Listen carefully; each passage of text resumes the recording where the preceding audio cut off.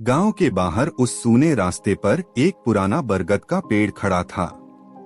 इतना पुराना कि किसी को याद नहीं था कि वह कब लगाया गया था।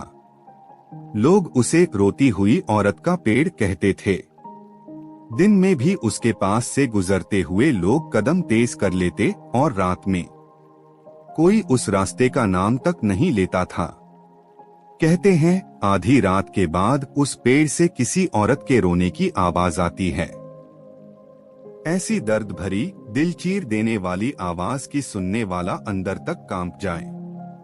रवि शहर से अपने गांव कई साल बाद लौटा था। उसे इन सब कहानियों पर हंसी आती थी। ये सब अंधविश्वास है, उसने अपने दोस्त मोहन से कहा।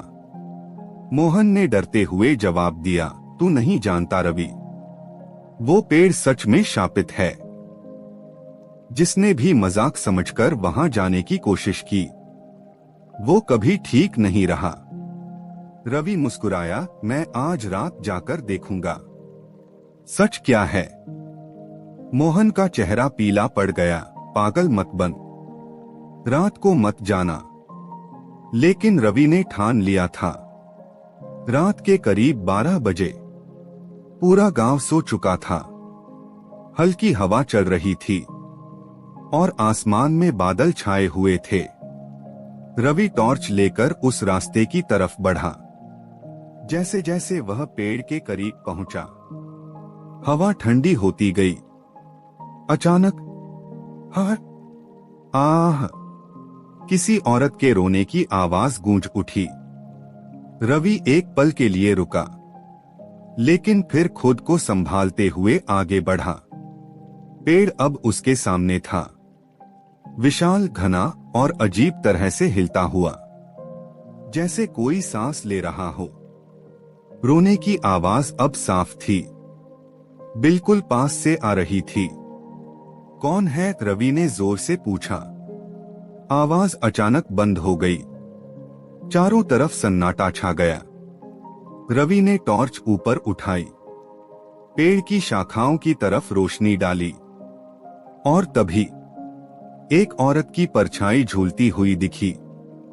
उसके बाल नीचे लटक रहे थे, चेहरा छिपा हुआ और शरीर हवा में धीरे धीरे हिल रहा था। रवि का गला सूख गया। कौन हो तुम? उसकी आवाज कांप रही थी। औरत धीरे धीरे सीधी हुई। उसका चेहरा ऊपर उठा, लेकिन चेहरा नहीं था, सिर्फ काली खाली जगह, जैसे अंधेरा ही उसका चेहरा हो। रवि पीछे हटने लगा। तभी, तुम भी मुझे छोड़कर चले जाओगे? एक धीमी टूटी हुई आवाज उसके कानों में गूंजी। रवि ने इधर उधर देखा, लेकिन वहां कोई नहीं था। मैं यही हूं, आवाज पेड़ से आई। औरत अचानक उसके सामने आ गई, इतनी तेजी से कि रवि को समझ ही नहीं आया। अब उसका चेहरा साफ दिख रहा था, आधी जली हुई त्वचा, आंखों से काला खून बह रहा था और होंठ फटे हुए। तुम मुझे छोड़कर नहीं जाओगे ना? उसने पूछा। रवि चीखते हुए पीछे भागा, लेकिन जितना वो भागता, उतना ही उसे लगता कि वो उसी जगह खड़ा है। पेड़ हमेशा उसके सामने ही था। अचानक उसके पैर किसी चीज से टकराए और वह गिर पड़ा। उसने नीचे देखा, एक पुरानी औरत की लाश, जिसकी आंखें खुली हुई थीं। रवि की सांसें तेज हो गईं। तभी उसके पीछे से वही आवाज आई। वो भी भागना चाहता था। रवि धीरे धीरे पीछे मुड़ा। औरत अब उसके बिल्कुल पास खड़ी थी, लेकिन कोई भी यहां से नहीं जा सकता। अचानक पेड़ की जड़ें जमीन से निकलने लगी, जैसे सांप हो, और रवि के पैरों को पकड़ लिया। रवि चिल्लाने लगा, मुझे छोड़ दो, मैंने क्या किया है? औरत रोने लगी, मुझे भी ऐसे ही बांधा गया था। रवि ने डरते हुए पूछा, किसने? औरत की आंखों से खून बहने लगा। जिससे मैंने प्यार किया। उसने, और अचानक पूरा दृश्य बदल गया। रवि के सामने एक पुराना समय दिखने लगा। वही पेड़, लेकिन नया। एक लड़की, सुंदर, मासूम, उसी पेड़ के नीचे खड़ी थी। एक आदमी उसके पास आया। मैं तुम्हें कभी नहीं छोड़ूंगा, उसने कहा।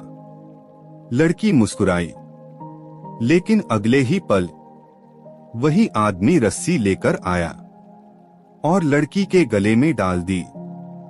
लड़की चीखती रही, रोती रही, लेकिन उसने उसे उसी पेड़ पर लटका दिया।